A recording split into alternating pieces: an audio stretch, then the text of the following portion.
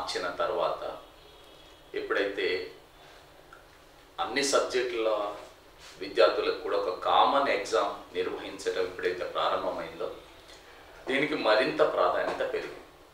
గతంలో గ్రూప్స్ అంటే civil services అంటే కేవలం కొంతమంది విద్యార్థులు, అది పట్టణ ప్రాంతాల్లో నగర ప్రాంతాల్లో ఉన్నటువంటి విద్యార్థులు, ఒక గొప్ప కోచింగ్ ఇన్స్టిట్యూట్స్లో కోచింగ్ తీసుకున్నటువంటి విద్యార్థులకు మాత్రమే సాధ్యమవుతుంది అనుకున్నటువంటి ఈ గ్రూప్ 2 సంబంధించినటువంటి పోస్టులని 2008లో ఇదేమి కాదు, దాదాపుగా ఏ విద్యార్థి అయినా సరే కష్టపడితే తను సబ్జెక్టు పైన పట్టు సంపాదించగలిగితే విజయం సాధించవచ్చు అనేటటువంటిది 2008 గ్రూప్ 2 అంటే నిరూపించినటువంటి అంశం.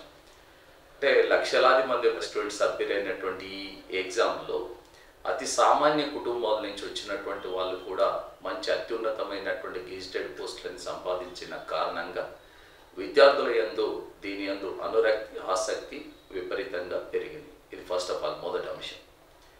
ఇకపోతే వాస్తవానికి సమైక్య ఆంధ్రప్రదేశ్లో కానీ తదనంతర కాలంలో కానీ హైదరాబాద్ లాంటి చోట సివిల్ సర్వీసెస్ సంబంధించినటువంటి కోచింగ్లు ఉండటం, విద్యార్థుల యందు అవేర్నెస్ ఏదైతే ఉందో అది ఆ పరంపర ఇప్పటికీ కొనసాగుతూనే ఉంటుంది.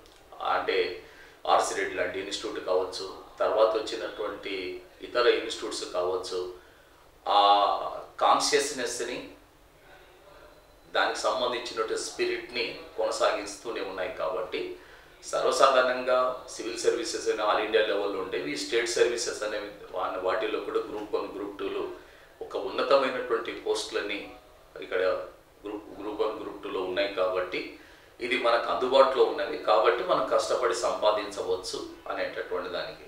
తర్వాత ముఖ్యంగా నాటి నుంచి నేటి వరకు కూడా ఎంసెట్ లాంటి ఎగ్జామ్స్ ఏవైతున్నాయో అవి గతంలో నుంచి కూడా ఒక కాంపిటేటివ్ స్పిరిట్ని, కాకుంటే దానికి సంబంధం లేకపోయినా కూడా ఒక కాంపిటేటివ్ స్పిరిట్ని తీసుకురావడానికి కారణమైనటువంటివి. ఆ తదనంతర కాలంలో ఇండియా మొత్తంలో జరిగేటటువంటి రకరకాల ఎగ్జామ్స్ కారణంగా అనేక మంది ఐఐటీలకు ప్రిపేర్ అయినటువంటి వాళ్ళు కూడా దీనివైపు మొగ్గు చూపడానికి కారణమే. మరొక ముఖ్యమైనటువంటి అంశం ఏంటంటే, గతంలో వెంకటరామరెడ్డి గారు చైర్మన్గా ఉన్నప్పుడు ఒక మాట అన్నాడు. ముఖ్యంగా ఐటీ రంగంలో వచ్చినటువంటి ఆపర్చునిటీస్ ఏవైతున్నాయి ఇవన్నీ కూడా తెలివైనటువంటి విద్యార్థులందరూ కూడా పూర్తిగా అంటే ఐటీ ఇతర జాబ్స్లోకి వెళ్తున్నారు. కాబట్టి నాణ్యమైనటువంటి వాళ్ళ సివిల్ సర్వీసెస్ గ్రూప్స్ సర్వీసెస్లోకి రావటం లేదు అనేటటువంటి మాట ఒక సందర్భం ఇంటర్వ్యూలో వాళ్ళు చెప్పారు.